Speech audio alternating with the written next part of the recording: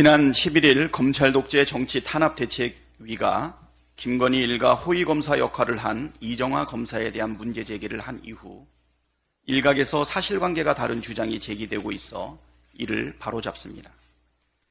대책위는 검찰이 공공지구 개발 비리 수사에서 김건희 여사의 오빠 김진우에 대한 봐주기로 일관했고 대표 사례로 경찰의 압수수색 영장을 검찰이 여러 차례 반려했고 휴대폰조차 압수수색 대상에서 빠졌다는 점을 제시했습니다. 나아가 그런 봐주기 부실 수사의 주역이 이정화 부장검사라고 지적했습니다. 이에 대해 SNS를 통해 이정화 검사가 해당 사건을 다루지 않았다며 영장 반려할 때 이정화 검사가 여주지청에 있지도 않았다는 괴소문이 떠돌았습니다. 일부 극우 언론은 팩트체크도 없이 이 같은 가짜뉴스를 보도하기까지 했습니다. 그러나 이는 사실이 아닙니다. 김진우의 영장이 반려된 시기는 22년 4월 1일, 22년 4월 14일, 22년 10월 4일 총 3번입니다. 그리고 이정화 검사는 22년 6월 28일 수원지검 여주지청 부장검사로 발령받았고 김진우를 기소한 담당 부장검사였습니다. 이정화 검사가 근무하던 2022년 10월 12일 검찰은 압수수색 물품에서 휴대폰이 제외되고 나서야 법원에 영장을 청구합니다. 이 과정에서 김진우에 대한 압수수색이 4월에서 10월까지 6, 7개월가량 지연되었고 핵심 증거인 휴대폰에 대한 수사는 이루어지지 못했습니다.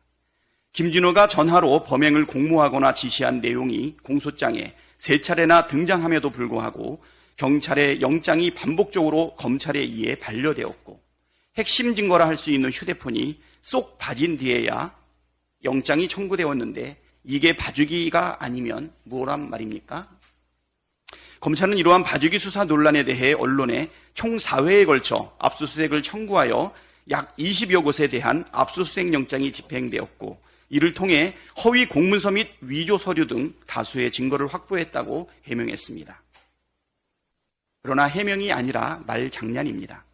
4회에 걸친 압수수색 청구와 20여 곳에 대한 압수수색을 집행하는 과정에서 영장 반려와 휴대폰 제외 후 영장 신청 등 대통령 처남이 아니면 상상하기 힘든 일이 반복됐다는 것이 봐주기 수사 의혹의 핵심입니다.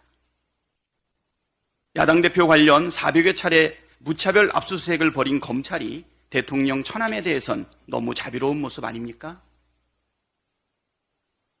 이를 두고 이정화 검사가 원래는 없었던 위계 공무집행 방해 혐의를 더해서 기소했으니 수사를 잘한 것이라는 주장도 제기됐습니다.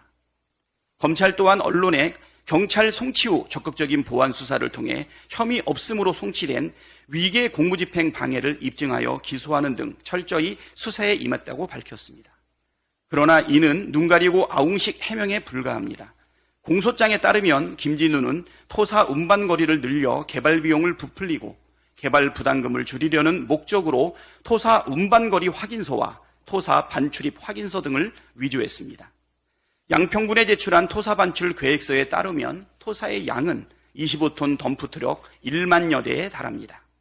만약에 양평군에 제출된 계획이나 개발 비용 산정보고서의 매립지가 아닌 다른 곳에 토사를 반출했다면 불법 매립 혐의가 있음에도 불구하고 검찰 공소장에는 이 막대한 양의 토사가 어디로 갔는지에 대한 내용이 없습니다. 또한 권력형 비리 게이트가 의심되는 상황임에도 검찰은 이에 대한 수사하지 않은 것으로 보입니다. 검찰은 양평군이 토지 구입 비용 산출에 대해 공시지가 대신 ESIND가 신고한 토지 매입가를 그대로 반영한 이유에 대해 밝혀내지 못했습니다. 당시 윤석열 여주지청장과 김성교 양평군수 간에 유착관계 관련 의혹이 있었으나 윗선에 대한 수사는 없었습니다. 양평군 공무원과 시행사 간의 커넥션이 있었는지에 대해서도 수사가 진척된 바 없습니다.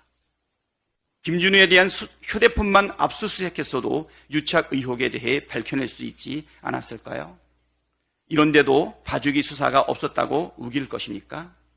대책위는 헌법 원칙을 무너뜨린 검사들의 이름을 하나하나 역사에 남기겠다고 밝힌 바 있습니다.